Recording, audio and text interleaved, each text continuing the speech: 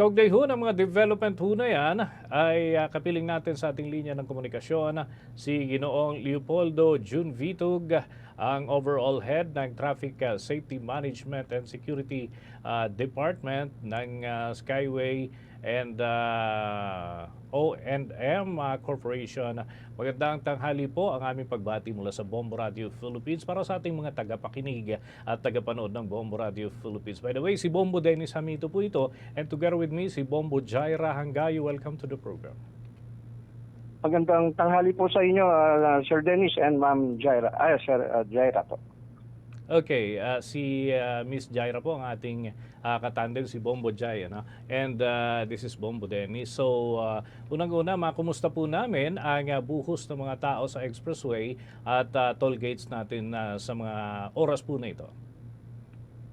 Sa ngayon po, napakaluwag pa po ng expressway natin sa Star Tollway, SLEX at ganoon din po sa Skyway. Umabot na ba doon sa tinatawag na peak ng volume ng mga biyahero sa mga pagkakataong ito? Wala pa po at in-expect po natin baka bukas po lumakas po yung natin, ang volume ng sasakyan natin na mag-uuwian kanila probinsya kung hindi po magbabago dahil nga po doon sa pagtaas ng ating petrolyo. Okay, may tanong din po ang aking katandem dito si Bombo Jaira Hangayo. Bombo Jai?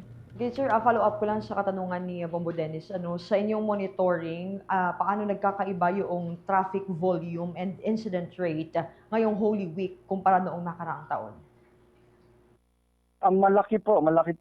Kumpara noong nakaraang taon, sa ngayon po, simula po ng tumaas po yung petrolyo, nasa 10 to 15% po bumaba yung bumaba yung volume ng sasakyan natin. Na usually dapat yung peak hours natin na mahaba. Ngayon hindi na po talaga tayo nangyayari. Laging dati nabot tayo ng alas 12 ng tanghali bago tayo mag-light traffic. Ngayon alas 9 pa rin, light traffic na po tayo. Maliban pa nga sa mayroong oil crisis, kaya kaunti rin yung mga nagbabiyahe ngayon. Sa ngayon po ba, ano yung mga naitala nating aberya sa panahon ng Holy Week Exodus? Sa ngayon po, wala pa naman pong major accident o road crash incident na reported po. May panawagan po ba kayo sa ating mga maglalakbay na hahabol ngayong holiday exodus, sir? Yes, sir. Yes, ma'am. Ganun pa rin po ang paalala namin. Sundin lang po natin yung speed limit para sa kaligtasan ng lahat ng motorista na magbibiyahe ngayong Semana Santa. Siguraduhin po natin na nasa wastong kondisyon po yung mga sasakyan natin bago po magbiyahe. At siguraduhin po natin na may load po yung mga auto-sweep account natin para hindi po tayo makaabala sa mga toll plaza natin sa ibang motorista. At huwag po tayo magmaneho kapag inaantok. At kung naantok naman po tayo, pwede po tayong tumigil sa mga gasoline station at lay-by po. Oh, but are we seeing... Inform ko rin po kayo, ma'am. Nakahanda po pa rin ang mga tao natin 24/7 at 100% pa rin po ang deployment natin ng mga patroller, fire marshal at medical team po natin. Are we seeing any common traffic violations ba, sir, ngayong Semana Santa, ngayong Holy Week Exodus?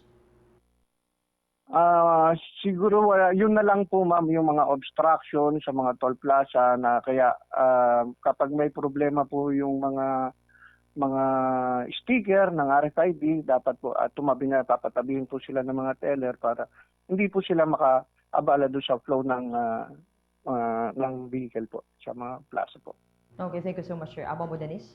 Okay, with that, maraming salamat po, Ginoong Vitug, sa mga impormasyon na ibahagi po ninyo sa ating mga taga-subaybay, mga tagapakinig at tagapanood ng Bombo Radio Philippines. Salamat po, Sir Dennis at Ma'am Jaira. Magandang tanghali po sa inyo lahat.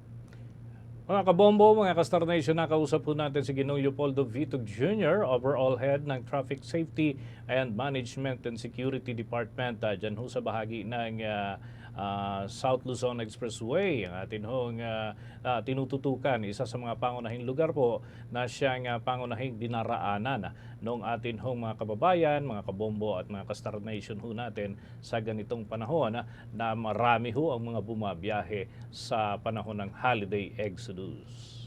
For the most trusted source of news and information, visit our website at www.bomboradio.com. Follow us on Bombo Radio mobile app, Facebook, YouTube, TikTok, and X, formerly Twitter.